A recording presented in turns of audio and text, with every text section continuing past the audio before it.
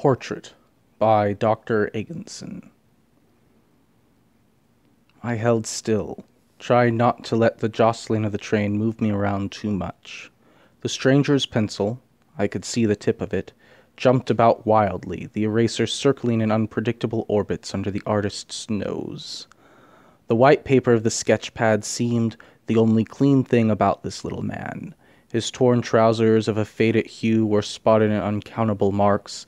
His thin shirt, stretched and threadbare, highlighted his meager ribcage.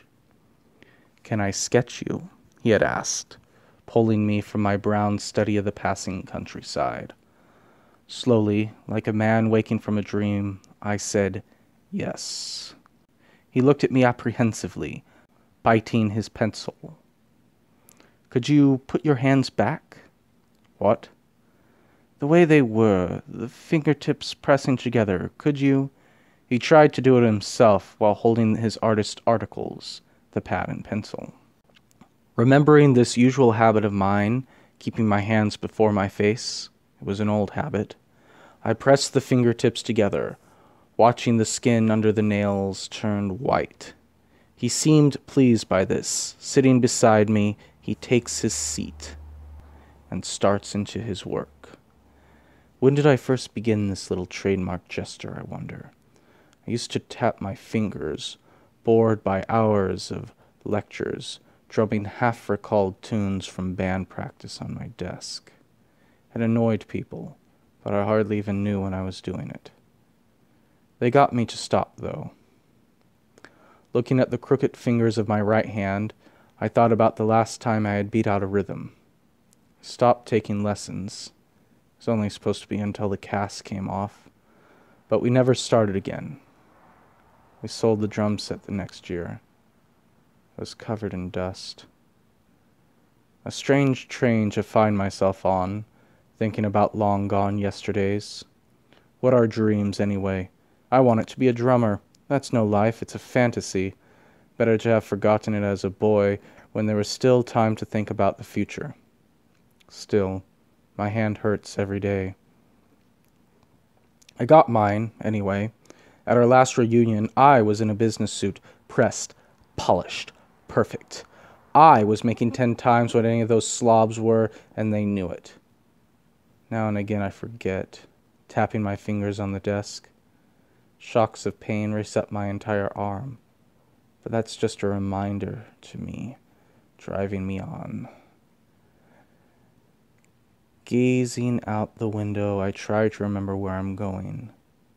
Passing a field of lazily grazing cows, I start to wonder when I had even bored it. I look over at the beggar, this artist beside me. His pencil has mostly stilled, and he sighs. I would have been just like you, I think, a slave to passions. What was this world for?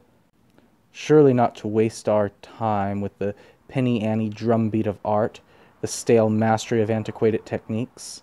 That's what computers and cameras are for. It's the modern age, and artistry, the soul, is superfluous. It's a somber face he makes, studying his own work. His expression reminds me of the doctor's after examining the x-rays. He told me to keep practicing when the cast was off. It would help the fingers heal. I couldn't even hold the drumsticks once my hand was free. I think I cried the most then, realizing the dark truth. He turns the pad so I can see.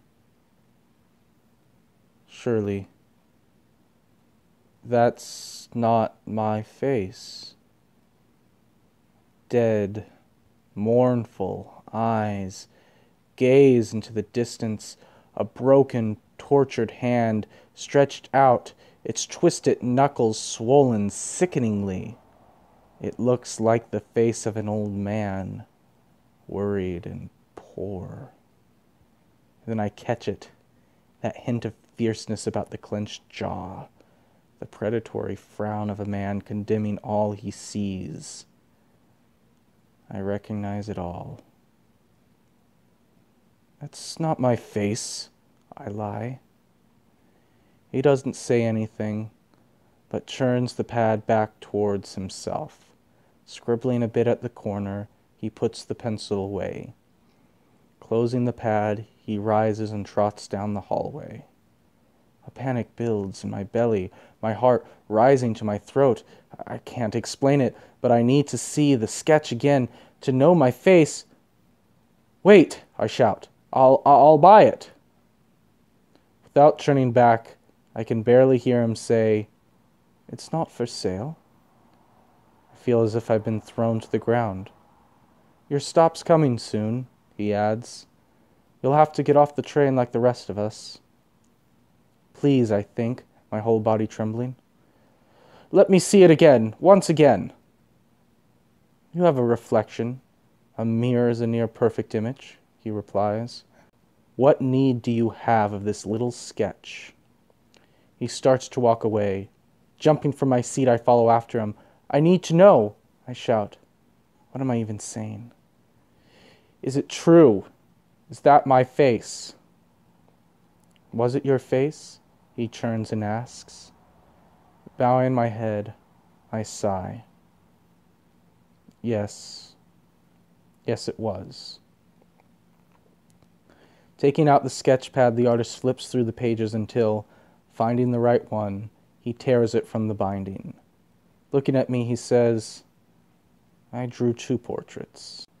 Who you are, and who you can still be." Handing the leaf of paper to me, I see the scar of a deep wound in the center of his hand. "Your hand's scarred too?" I whisper, not reaching for the picture. Smiling at me, he says, "My hands were marred beyond recovery. Some people wanted to stop the truth I presented, so they drove nails through my hands." I can't look away from his scars. "How did you—" Taking my broken hand in his, he pushes the paper into my palm. Curling my fingers around his work, he tells me, "I'm a light that can never be put out. Truth cannot be stopped." Unfolding the gift, I see the first sketch, the terrible expression he had shown me. Turning it over, I am greeted by a new face. It smiles a smile I had forgotten. The cheeks somehow appear rosy, though it is all in shades of black and white. The eyes are living, and beside my ear, my crooked hand twirls a drumstick. In a corner, I see the signature. J.C.